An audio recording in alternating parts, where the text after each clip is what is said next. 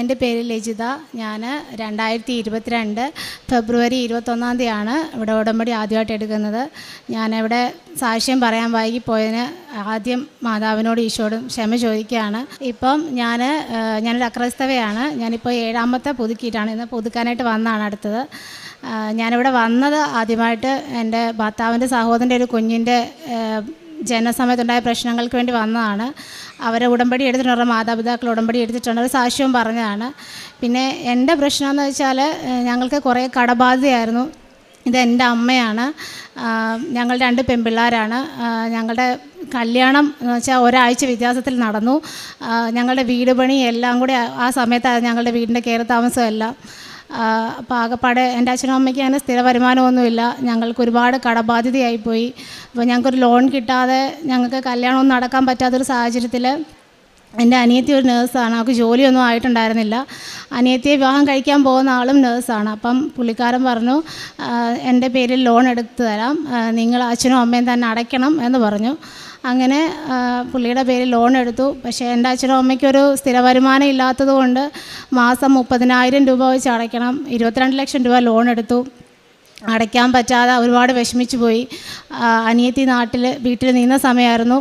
വിദേശത്തൊന്നും പോയില്ല, ഹസ്ബൻഡോടെ പോയില്ലായിരുന്നു. അപ്പം അവളുടെ സ്വർണ്ണങ്ങളെല്ലാം എടുത്തു.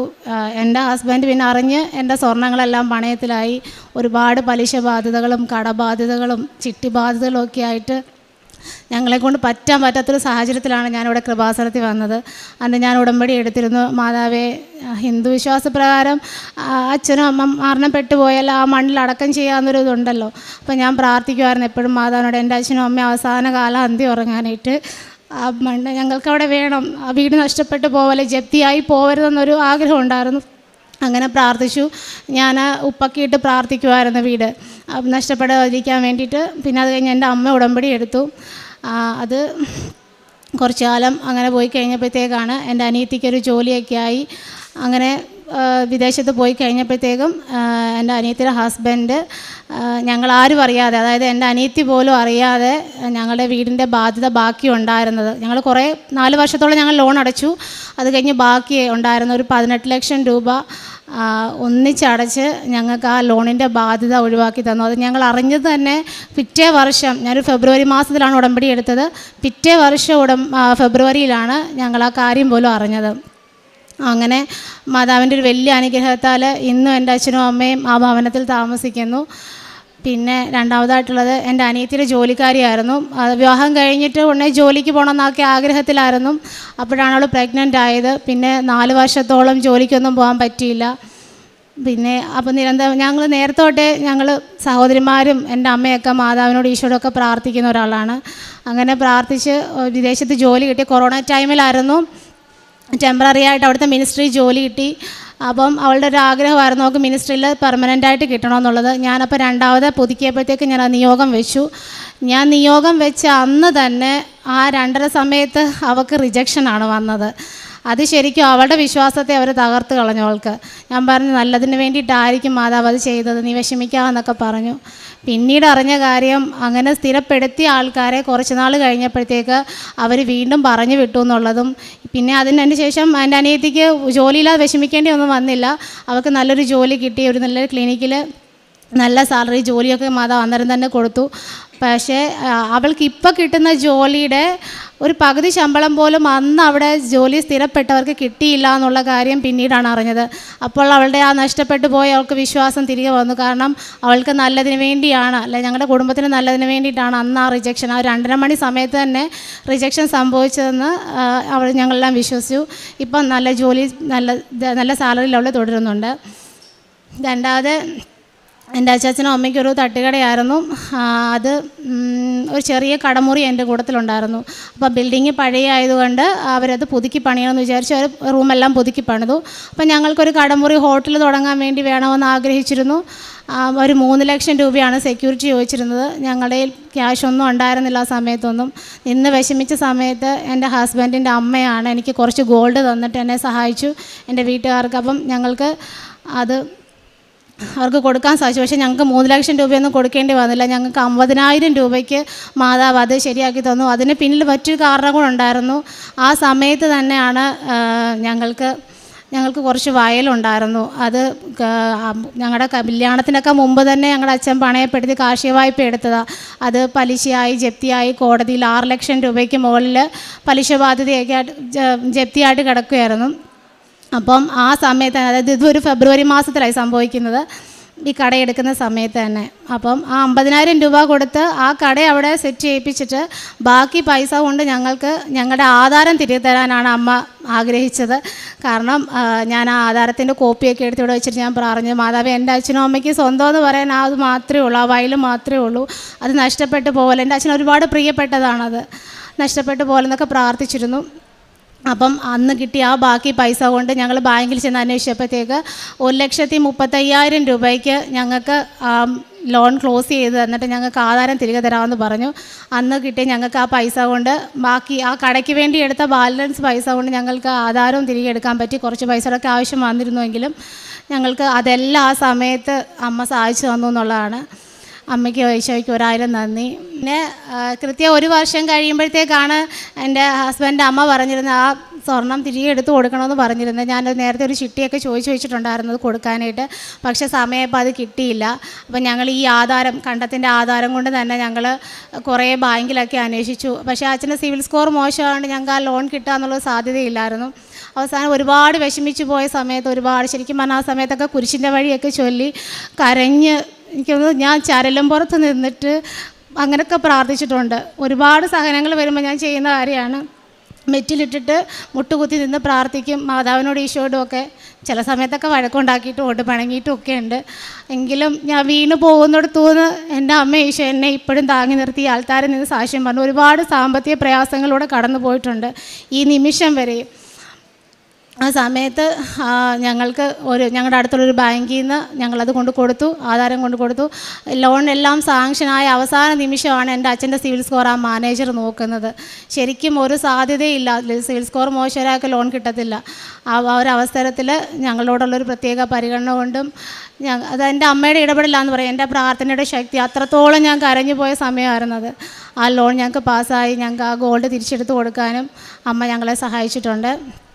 പിന്നെ അതുപോലെ തന്നെ എൻ്റെ അച്ഛനും അമ്മയ്ക്കും കടയാണെന്ന് പറഞ്ഞല്ലോ, അവർ രാത്രിയിൽ ഒരുപാട് വൈകിട്ടാണ് തിരിച്ച് വീട്ടിലോട്ടൊക്കെ പോകുന്നത്. അപ്പോൾ 10-12 വർഷത്തിന് മുകളിലായൊരു സ്കൂട്ടറാണ് എൻ്റെ അച്ഛനുള്ളത്. ആകെ മൊത്തത്തിൽ നാശമായിപ്പോയി. പോകുന്ന വഴിക്കെല്ലാം അത് നിന്ന് പോകുന്നൊരവസ്ഥയുണ്ട്. രാത്രിയിലാണ് അമ്മ ശരിക്കും ഒറ്റയ്ക്ക് അമ്മയ്ക്കല്ല, രാത്രിയിൽ അവർ രണ്ട് തന്നെയാണ്. അവർ ഒരുപാട് കരഞ്ഞു പോയ സമയങ്ങളുണ്ട്, തള്ളി എത്രയെന്നൊക്കെ പറഞ്ഞ് വിഷമിച്ച സമയങ്ങളുണ്ട്. അമ്മ ആ സമയത്തൊക്കെ കാശ് രൂപം വണ്ടിയുടെ പുറത്ത് വെച്ച് പ്രാർത്ഥിക്കുകയും ഒരുപാട് കരഞ്ഞ് പ്രാർത്ഥിക്കുകയും ഞങ്ങൾ നിയോഗം വെച്ചിട്ടുണ്ടായിരുന്നു അതിനകത്ത് ഒരു വാഹനം വേണമെന്ന്. അത് ഇതുപോലെ തന്നെ അച്ഛൻ്റെ സിവിൽ സ്കോർ മോശമായതുകൊണ്ടാണ് വാഹനം പുതിയതെടുക്കാൻ പറ്റാത്തത്. ആയിരിക്കുന്ന സമയത്ത് വിഷമിച്ച് കുറച്ച് ദിവസം, എനിക്ക് ഏകദേശം ഒരാഴ്ച കഴിഞ്ഞപ്പോഴത്തേക്കാണ് പല ദിവസങ്ങളിലും കട അടഞ്ഞു പോയ സമയങ്ങൾ വരെ ഉണ്ട്. ഈ വാഹനം ഇല്ലാത്ത, അവർക്ക് വണ്ടിയില്ലാത്ത ബുദ്ധിമുട്ടാണ്. ചന്തയിൽ പോകണം, സാധനങ്ങളൊക്കെ എടുക്കണം, അങ്ങനത്തെ ബുദ്ധിമുട്ടുകളൊക്കെ ഉള്ളതുകൊണ്ട് വാഹനം ഇല്ലാതെ പറ്റാത്തൊരവസ്ഥയായിരുന്നു. അങ്ങനെയാണ് നമ്മുടെ കടയുടെ ഫ്രണ്ടിൽ തന്നെ ഈ സ്കൂട്ടറിൻ്റെയൊക്കെ ഡിസ്പ്ലേ കൊണ്ട് ആൾക്കാർ, അവിടുത്തെ ഒരു ഷോറൂമിൻ്റെ ആൾക്കാർ കൊണ്ട് വെച്ചത്. അച്ഛനപ്പോൾ അവരോട് പോയി സംസാരിച്ചു. നമുക്കൊരു പരിചയമില്ലാത്ത ആ ഒരു സ്റ്റാഫ് പറഞ്ഞു, ചേട്ടനും വിഷമിക്കേണ്ട, ചേട്ടൻ ഏതെങ്കിലും ഞങ്ങളുടെ, അതായത് ആ ജപ്തിയായി കിടക്കുന്ന ആ കണ്ടത്തിൽ ആ ബാങ്കിൽ നിന്ന് ഒരു NOC പേപ്പർ കൊണ്ട് കൊടുത്താൽ മതി, ഞങ്ങൾ ശരിയാക്കി തരാം. അവിടുത്തെ ആ സ്റ്റാഫിൻ്റെ ഒരൊറ്റ ആ പുള്ളിക്കാരൻ്റെ ആ ഒരു ഇതിൽ ഞങ്ങൾക്ക് അച്ഛനൊരു പുതിയ വാഹനം, ഞങ്ങൾക്ക് നല്ലൊരു സ്കൂട്ടർ ഞങ്ങൾക്ക് ലഭിച്ചു. പുള്ളിയുടെ എൻ്റെ അച്ഛൻ ലോൺ അടച്ചില്ല എന്നുണ്ടെങ്കിൽ ആ പുള്ളിക്കാരൻ്റെ സാലറിയിൽ നിന്ന് കട്ട് ചെയ്യുന്ന ഒരു അവസ്ഥയിൽ പോലും അത്രയും നമുക്കൊരു പരിചയം ഇല്ലാത്ത ആ വ്യക്തി ഞങ്ങളെ സഹായിച്ചു എന്നുള്ളതാണ്. അതും എൻ്റെ അമ്മയുടെ ഈശോയുടെയും വലിയൊരു കൃപ കൊണ്ടും ഞങ്ങളുടെ ഒത്തിരി പ്രാർത്ഥന കൊണ്ടും ഞങ്ങൾക്ക് സാധിച്ചു കിട്ടിയൊരു കാര്യമാണ്. രോഗസൗഖ്യം എന്ന് പറഞ്ഞാൽ എൻ്റെ ഹസ്ബൻഡിൻ്റെ നെഞ്ചത്തിൽ വലത് ബെസ്റ്റിൽ ഒരു മൊഴ ഉണ്ടായിരുന്നു. ശരിക്കും എൻ്റെ ഹസ്ബൻഡ് നല്ല ഭയമായിരുന്നു, അത് ക്യാൻസർ പോലുള്ള എന്തെങ്കിലും അസുഖമാണോ, അങ്ങനെ വല്ലതും ആണെന്നുണ്ടെങ്കിൽ ഞാൻ വല്ല വണ്ടിക്കടലും ചാവുകയുള്ളൂ, എന്നെ ചികിത്സിക്കാനൊന്നും പറ്റില്ല എന്നൊക്കെ ഇങ്ങനെ പറയുമ്പോൾ എനിക്ക് ഭയങ്കരമായിട്ട് ഭയം തോന്നി. ഞാൻ വെളുപ്പിനെ പ്രാർത്ഥിക്കാനെടുക്കുമ്പോൾ കണ്ണുനീരോടുകൂടി മാതാവിനോട് ഒരുപാട് പ്രാർത്ഥിച്ചു, മാതാവേ ഇത് മാറ്റിത്തരണം, എനിക്ക് പേടിയാ, എനിക്ക് ആ രോഗം പറയാൻ പോലും പേടിയാന്ന് പറഞ്ഞു. ഇടം കിടക്കുന്ന സമയത്ത് അവിടെ പോയി ഞാൻ പ്രാർത്ഥിക്കും, പ്രദക്ഷിണ പ്രാർത്ഥന ചൊല്ലും, കുരിശ് വരച്ച് പ്രാർത്ഥിക്കും, വിശ്വാസ പ്രമാണം ചൊല്ലും, അങ്ങനെ ഉപ്പും തേനും തൈലവും ഒക്കെ കഴിക്കാൻ കൊടുക്കും. അങ്ങനെ ഇരിക്കുമ്പോൾ ഒരു ദിവസം അച്ഛൻ്റെ ധ്യാനത്തിൽ എനിക്ക് അന്ന് ഉറപ്പായിരുന്നു ഈ മുഴയുടെ സംബന്ധിച്ച് എന്തെങ്കിലും അച്ഛൻ അന്ന് പറയുമെന്ന് എനിക്ക് ഭയങ്കര വിശ്വാസമായിരുന്നു. ഞാൻ അന്ന് ധ്യാനം കൂടാനായിട്ട് എടുത്തു. പക്ഷേ എന്ത് ചെയ്തിട്ട് ആ ധ്യാനം പ്രത്യക്ഷീകരണ പ്രാർത്ഥന ഇവിടെ സ്റ്റാർട്ട് ചെയ്ത് വരത്തില്ല. നേരെ പകുതി കണ്ടിട്ടാണ് ധ്യാനം വരത്തുള്ളൂ. ഒരുപാട് സമയം ഞാൻ റീസ്റ്റാർട്ട് ചെയ്തൊക്കെ നോക്കി, എന്നിട്ടൊന്നും അതങ്ങനെ വരുന്നില്ല. പകുതി കണ്ടാണ് വരുന്നത്. അപ്പം ഏകദേശം അച്ഛൻ രോഗസൗഖ്യ സമയമായപ്പോഴത്തേക്കും എൻ്റെ ഹസ്ബൻഡ് സ്ഥിരം ചായ കുടിക്കാൻ വരുന്നൊരു സമയമാണ്, 4:15 സമയം. കറക്റ്റ് ആ സമയത്ത് ആ 4:15 സമയമായി ഹസ്ബൻഡ് കയറി വരികയും ചെയ്തു. അന്ന് അതുപോലെ തന്നെ അച്ഛൻ പറഞ്ഞിരുന്നു, വലത് ബ്രസ്റ്റിന് മൂവബിളായിട്ടുള്ള മുഴയുള്ള ഒരു വ്യക്തിയെ കർത്താവ് സൗഖ്യപ്പെടുത്തുന്നുണ്ടെന്ന്. അപ്പം ഞാൻ പറയുന്നത് എൻ്റെ ഏട്ടനെ തന്നെ ആണെന്ന് പറഞ്ഞ് ഞാൻ പെട്ടെന്ന് ഏട്ടനെ വിളിച്ചുകൊണ്ട് വന്നു. അത് കേൾപ്പിച്ചു. ഞാൻ അപ്പം തന്നെ തൈലം എടുത്തുകൊണ്ട് വന്ന് കുരിശ് വരച്ച് പ്രാർത്ഥിച്ചു.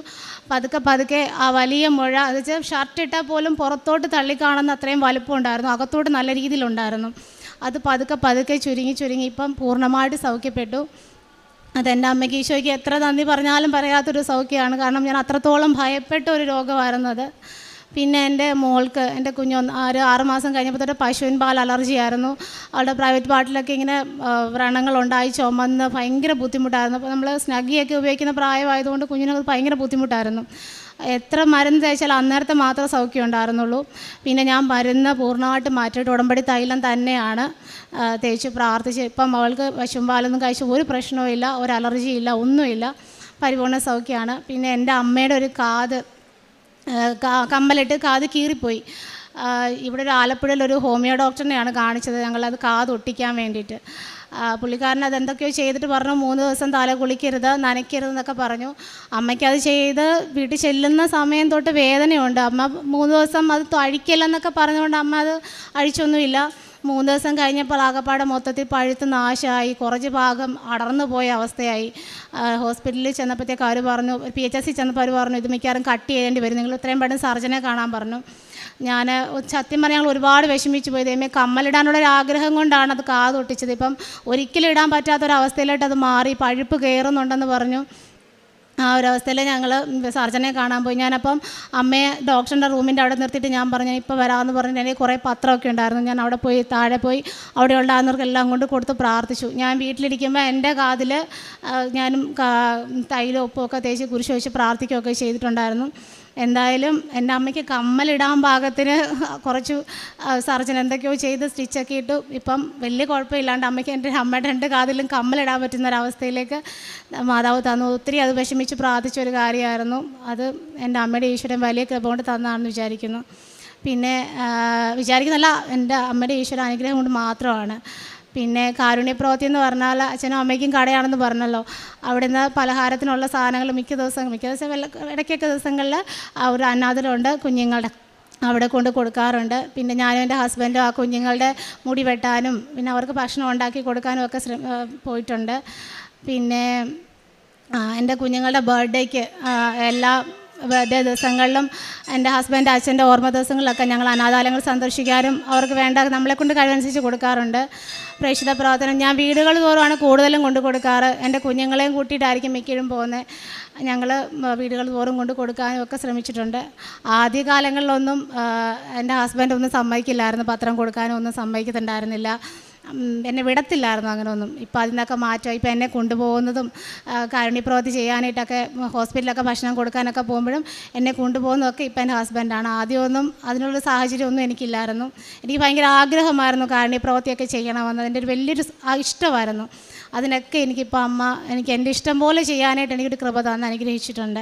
എനിക്ക് തന്ന എല്ലാ അനുഗ്രഹങ്ങൾക്കും കൃപകൾക്കും എൻ്റെ അമ്മയ്ക്കും ഈശോയ്ക്കും ഞാൻ ഒരുപാട് നന്ദി പറയുന്നു. നിയമാവർത്തനം 31:8 കർത്താവാണ് നിൻ്റെ മുൻപിൽ പോകുന്നത്, അവിടുന്ന് നിന്നോടുകൂടെ ഉണ്ടായിരിക്കും, അവിടുന്ന് നിന്നെ നിരാശനാക്കുകയോ പരിത്യജിക്കുകയോ ഇല്ല, ഭയപ്പെടുകയോ സംഭ്രമിക്കുകയോ വേണ്ട.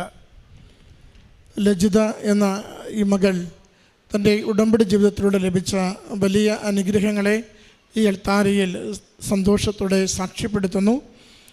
കുടുംബത്തിലുണ്ടായിരുന്ന വലിയൊരു കടബാധ്യത മകളത് സൂചിപ്പിച്ചു. 2 പേരുടെ വിവാഹം, വീട് പണി, അതിലൂടെ വന്നു ചേർന്ന വലിയ കടബാധ്യത, വിട്ടുപോകാനാവാതെ ക്ലേശിച്ചിരുന്ന നാളുകളിൽ ഒരു സഹോദരിക്ക് ജോലി ലഭിക്കുകയും അതോടെ ഒരു സഹോദരിയുടെ ഭർത്താവ് അത് ആരും അറിയാതെ വളരെ സന്തോഷത്തോടു കൂടി 18 ലക്ഷം രൂപയോളം വരുന്ന കടം ബാങ്കിൽ വീട്ടുന്നതിന് വേണ്ടി സന്മനസ്സോട് സഹായിക്കുകയും ചെയ്തു.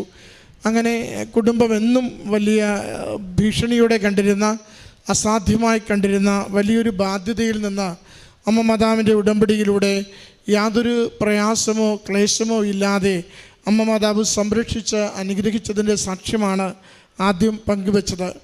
മറ്റൊന്ന് സഹോദരി പറയുന്നുണ്ട്, സഹോദരിയുടെ അനിയത്തിയുടെ ജോലിക്ക് വേണ്ടി നിയോഗം എഴുതി സമർപ്പിച്ച അന്ന് അവിടെ റിജക്ഷൻ ലെറ്റർ വരികയും അനുജത്തിക്കുണ്ടായിരുന്ന മുഴുവൻ വിശ്വാസവും നഷ്ടപ്പെടുകയും ചെയ്തുവെന്ന്. പിന്നീട് അത് ജോലി ലഭിക്കുന്നതിനെക്കുറിച്ചും സാക്ഷ്യത്തിൽ സൂചിപ്പിക്കുന്നുണ്ട്. അച്ഛൻ ഉടമ്പടി ധ്യാനത്തിൽ നമ്മളോട് പറയുന്ന ഒരു പുതിയ രീതിയാണത്. ടൈം ലാഗിങ് എന്ന് നമ്മളതിനെ പറയുന്നു. ടൈം ഷോർട്ടണിങ് പോലെ തന്നെ, സമയച്ചുരുക്കം പോലെ തന്നെ ചില കാലങ്ങളിൽ സമയമത് ദൈർഘ്യപ്പെടുന്നു. ചില കാര്യങ്ങൾ വേഗത്തിൽ നടക്കാതെ തടസ്സങ്ങൾ വരുന്നു, മാറിപ്പോകുന്നു. എന്തിനു വേണ്ടിയാണ് അതങ്ങനെ സംഭവിക്കുന്നതെന്ന് അച്ഛൻ 6ാമത്തെ ഉടമ്പടിയുടെ കണ്ടൻ്റായി നമുക്ക് പറഞ്ഞു തരുന്നുണ്ട്. അത് ശുഭകരമാക്കുന്നതിന് വേണ്ടിയാണ്.